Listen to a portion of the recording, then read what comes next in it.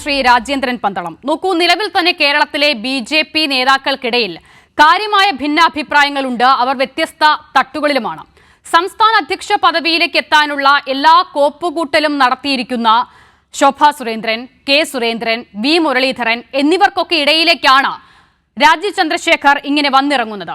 സാധാരണഗതിയിൽ ഒരു പാർട്ടിയുടെ തലപ്പത്തേക്ക് എത്തുന്ന ആൾ എന്ന് പറയുന്നത് അതിന്റെ ഏറ്റവും ഒടുവിലത്തെ ചലനങ്ങളെ പോലും കൃത്യമായി അറിയാൻ പ്രാപ്തിയുള്ള നേതാവായിരിക്കണം. ഇവിടെ രാജീവ് ചന്ദ്രശേഖരൻ അങ്ങനെ ഒരാളല്ല എന്നുള്ളത് വ്യക്തമായി എല്ലാവർക്കും അറിയുന്ന കാര്യമാണ്.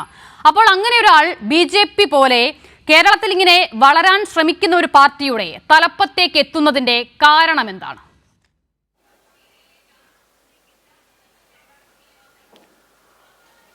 കാരണം എന്താണെന്ന് നമുക്കറിയാൻ പറ്റില്ല. കാരണം ഇത് പാർട്ടിയുടെ ആഭ്യന്തര കാര്യമാണ്. അവർക്കൊരു പ്രസിഡന്റിൻ്റെ ഒഴിവുണ്ടായിരുന്നു, ഒരു പ്രസിഡന്റ് വരേണ്ടതായിരുന്നു. അത് ആരായിരിക്കും എന്നുള്ള കാര്യത്തിൽ ഊഹാപോഹങ്ങളൊക്കെ ഉണ്ടായിരുന്നു. തീർച്ചയായിട്ടും രാജീവ് ചന്ദ്രശേഖറിൻ്റെ പേരും അതിൽ ഉന്നയിക്കപ്പെട്ടിരുന്നു. അതുകൂടാതെ കെ സുരേന്ദ്രൻ്റെ പേരും ശോഭാ സുരേന്ദ്രൻ്റെ പേരും ഒക്കെ ആ കൂട്ടത്തിൽ പറഞ്ഞിരുന്നതാണ്. അപ്പോൾ ഇതിനകത്ത് ഒരു വിഭാഗീയത ഉണ്ടായിരുന്നു എന്നുള്ളത് വാസ്തവമാണ്. അപ്പോൾ ഈ വിഭാഗീയതയ്ക്ക് അതീതനായിട്ടുള്ള ഒരു വ്യക്തിയെ കണ്ടെത്താനുള്ള ഒരു ശ്രമത്തിൻ്റെ ഭാഗമാകാം ഒരു ഗ്രൂപ്പിനും ഉള്ളിലല്ലാത്ത, അതിനൊക്കെ ഉപരിയായിട്ട് പ്രവർത്തിക്കുന്ന, ഗ്രൂപ്പിന് അതീതനായിട്ടുള്ള ഒരു വ്യക്തിയായ ഇദ്ദേഹത്തെ രാജീവ് ചന്ദ്രശേഖരനെ കണ്ടെത്തിയത്. അതിലേക്ക് നയിച്ചതിൽ ഒരു കാരണമായിട്ട് നമുക്ക് ഊഹിക്കാവുന്നത് അവരുടെ ആഭ്യന്തര കാര്യമാണ്. അവർ ചർച്ച ചെയ്തിട്ടുണ്ടെന്നാണ് ശോഭാ സുരേന്ദ്രൻ പറഞ്ഞത്. ഏകകണ്ഠമായിട്ടാണ് തീരുമാനമെന്നും പറഞ്ഞിട്ടുണ്ട്. പാർട്ടിയിൽ ഒരു പിളർപ്പിൻ്റേതായിട്ടുള്ള യാതൊരു വിധമായിട്ടുള്ള ലക്ഷണങ്ങളും ഇതുവരെ ഉണ്ടായിട്ടുമില്ല. അഭിപ്രായ ഭിന്നത ഇതുവരെ ഉണ്ടായിട്ടില്ല. ഒരു പക്ഷേ ഇനി ഇദ്ദേഹം തന്നെയാണ് ജനറൽ സെക്രട്ടറി പോസ്റ്റിലേക്കും വൈസ് പ്രസിഡന്റ് പോസ്റ്റിലേക്കും ഒക്കെ ആളെ നിയോഗിക്കുക, കമ്മിറ്റിയിലേക്കും ഒക്കെ. ആ ഘട്ടങ്ങളിലൊക്കെ ഇനി ഉരുത്തിരിഞ്ഞ് വരുമോ എന്നുള്ളത് നമുക്ക് കണ്ടറിയേണ്ട കാര്യം തന്നെയാണ്. എന്തായാലും ഇദ്ദേഹം വളരെ ഒരു മുന്നേറ്റം തിരുവനന്തപുരം ലോക്സഭാ മണ്ഡലത്തിൽ മത്സരിച്ചപ്പോൾ ഉണ്ടാക്കിയ ആളാണ്. അതായത് കഴിഞ്ഞ 10 വർഷമായിട്ട് മാത്രമാണ് കേരള രാഷ്ട്രീയത്തിൽ അദ്ദേഹം പങ്കെടുക്കുന്നത്. അതിനു മുമ്പ് 3 വട്ടം അദ്ദേഹം കർണാടകയിൽ നിന്ന് രാജ്യസഭയിലേക്ക് തിരഞ്ഞെടുക്കപ്പെട്ടിരുന്നു. കേന്ദ്ര IT ആൻഡ് ഇലക്ട്രോണിക്സ് മന്ത്രിയായിട്ടിരുന്നിട്ടുണ്ട്. അതുപോലെ തന്നെ ബി.ജെ.പിയുടെ വക്താവുമായിട്ടിരുന്നിട്ടുണ്ട്. അപ്പോൾ തീർച്ചയായിട്ടും ഒരു സംസ്ഥാന പ്രസിഡന്റിൻ്റെ ഭാരം കൈയാളാനുള്ള അല്ലെങ്കിൽ വഹിക്കാനുള്ള ശേഷിയും ശേമുഷിയും ഒക്കെ ഉള്ള ആളുമാണ്. മന്ത്രിയായിരുന്നപ്പോൾ തന്നെ അദ്ദേഹം കഴിവുകൾ തെളിയിച്ചിട്ടുള്ള ആളുമാണ്.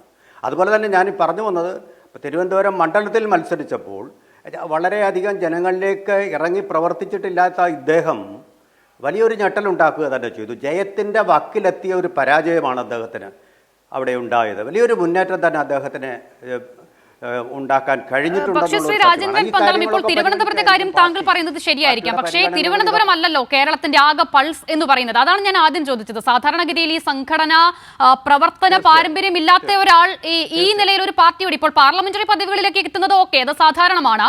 പക്ഷേ ഒരു പാർട്ടിയെ നയിക്കുക എന്നുള്ളത് ആ നിലയിലല്ലല്ലോ ഉണ്ടാകാറുള്ളത്. അപ്പോൾ ഗ്രൂപ്പിന് അതീതനാണ് എന്ന് പറയുമ്പോൾ ആ ഗ്രൂപ്പിലെ പെട്ട ആളുകളെ പോലും ഒരുപക്ഷെ പൂർണ്ണമായി അറിയാത്ത ആളാണ് രാജീവ് ചന്ദ്രശേഖർ എന്നൊരു കാര്യം കൂടിയുണ്ട്. അപ്പോൾ ഒരുപക്ഷെ ഈ സംസ്ഥാന നേതാക്കളിൽ പൂർണ്ണമായും വിശ്വാസം നഷ്ടപ്പെട്ട ഒരു കേന്ദ്ര നേതൃത്വം, അതിന്റെ കൂടി ഉദാഹരണമാണോ രാജീവ് ചന്ദ്രശേഖരൻ? അല്ല, പിന്നെ അവരിൽ ഒരു ചെറിയ അതൃപ്തി കേന്ദ്ര നേതൃത്വത്തിനുണ്ടെന്നുള്ളത് വ്യക്തമാണ്. ഏത് പാർട്ടിക്കായാലും ശരി, അതിൻ്റെ അണികൾക്കിടയിൽ പാർലമെൻ്ററി വ്യാമോഹം കൊണ്ടോ അല്ലെങ്കിൽ അധികാര മോഹം കൊണ്ടോ ഒക്കെ ഉള്ള ഈ അടിപിടി കലശലാവുമ്പോൾ അത് കേന്ദ്ര നേതൃത്വത്തിന് തീർച്ചയായിട്ടും അത് തലവേദന തന്നെ, ഏത് പാർട്ടിയിലായാലും.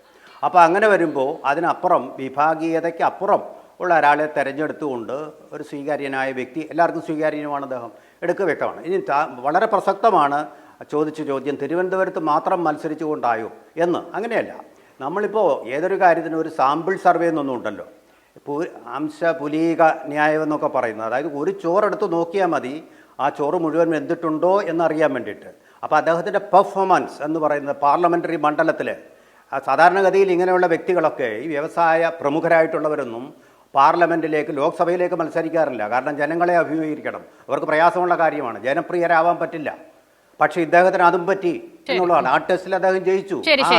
അപ്പോൾ അത്തരം കാര്യങ്ങളായിരിക്കും അദ്ദേഹത്തിന്റെ പേരിലേക്ക് എത്തിയത് എന്നുള്ളതാണ് താങ്കളുടെ അനുമാനം.